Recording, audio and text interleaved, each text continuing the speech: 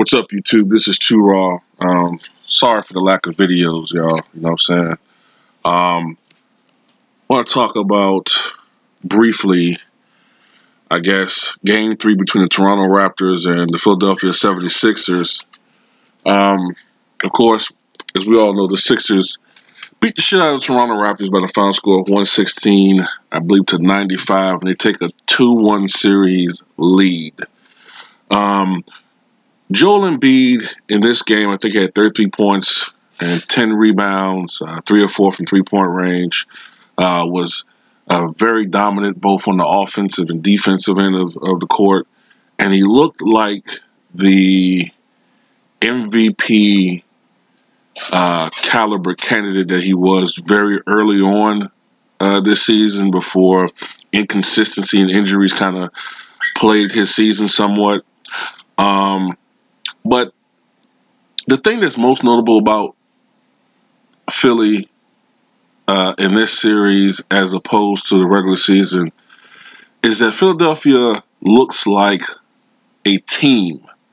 They look like a team that believes in one another and has a common goal. You know what I'm saying? As opposed to during much of the regular season, the Sixers looked like a collection of talent, but oftentimes there were chemistry issues or issues as far as who would shoot the ball or egos or, people going for individual statistics or distractions off the court. Those types of things that can affect a team that otherwise would be a very, extremely successful team. And it's the Raptors now that look flummoxed and probably have the pressure on them. Well, not probably. They do. They have the pressure of the world on them because they have to win Game 4. It's not impossible for this team to come back and from a three games to one deficit, but it's not likely they're going to come back from 3 games to 1 deficit. It hasn't been done often. Okay. They don't want to put themselves in that position. They have to win Game 4. Okay. If they don't win Game 4, this series is probably over. Kawhi Leonard was himself, brilliant as usual. 33 points. I think he had 4 rebounds, maybe. I forgot how many assists he had. But he's not getting enough help. Okay, Pascal Siakam contributed with I think 20 points or so. But as is often the case with this guy, Kyle Lowry simply did not show up. Okay, I think he was 2 of 10 from the floor, 0 for 4 or 5 from three-point range.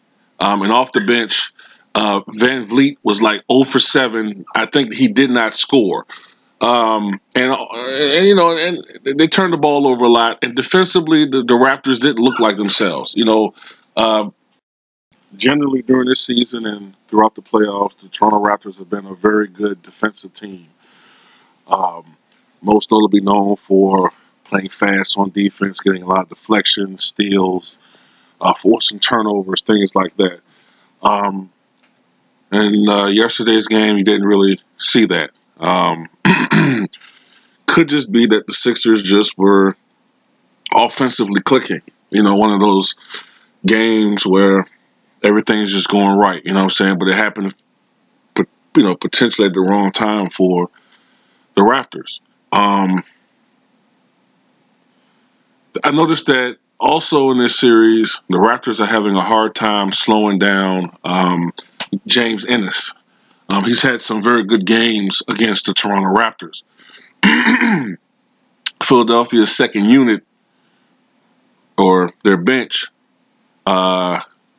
is having a lot of success in this series over the Raptors bench. And if you really look at this series, even though Toronto won a game, you get the impression that Toronto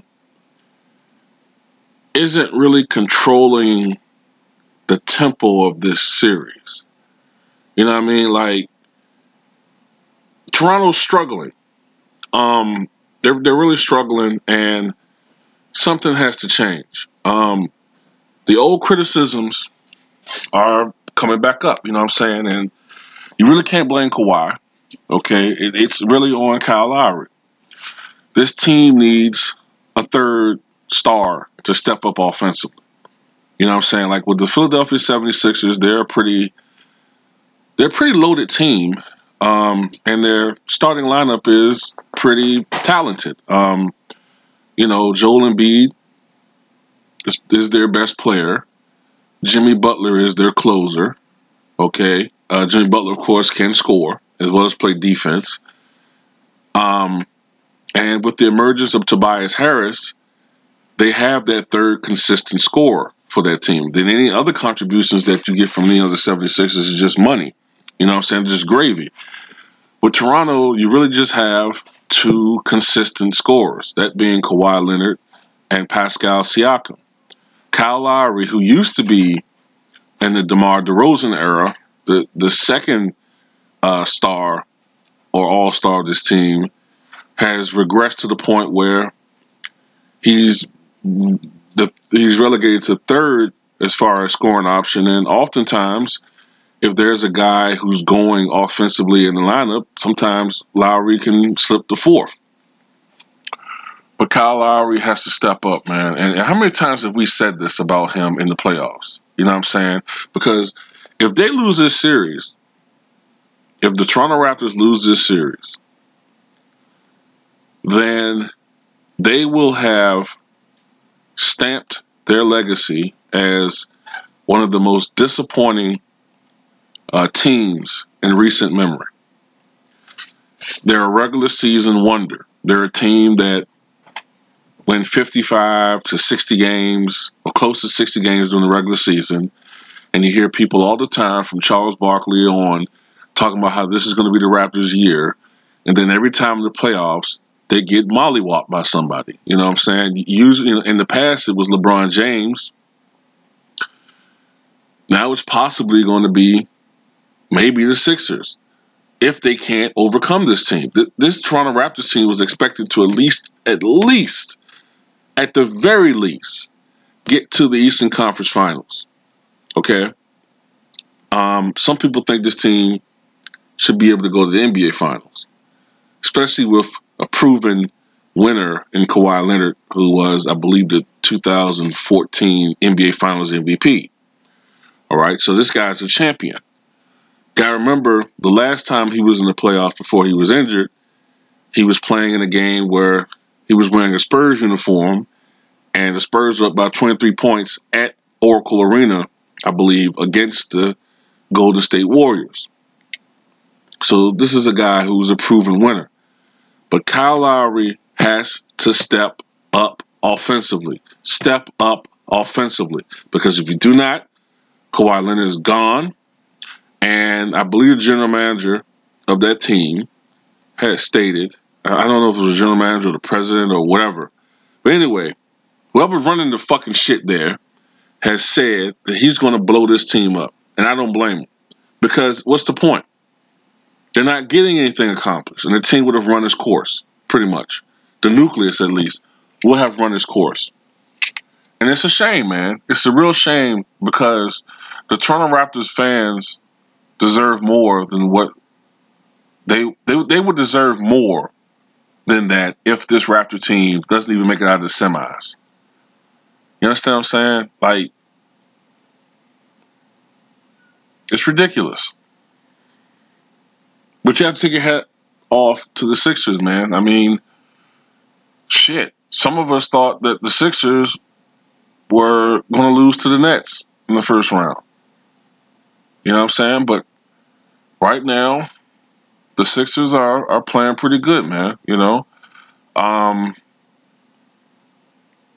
But the Raptors not only need Kyle Lowry to step up, but they also need to find some type of way to slow down Joel Embiid. You know, get the ball out of his hands. Get some other guys to try to beat you. Because if you're counting on their best player to not have a good game, in this particular matchup, that ain't gonna really happen, you know. Not often. But Tell me what you guys think about last night's game, man.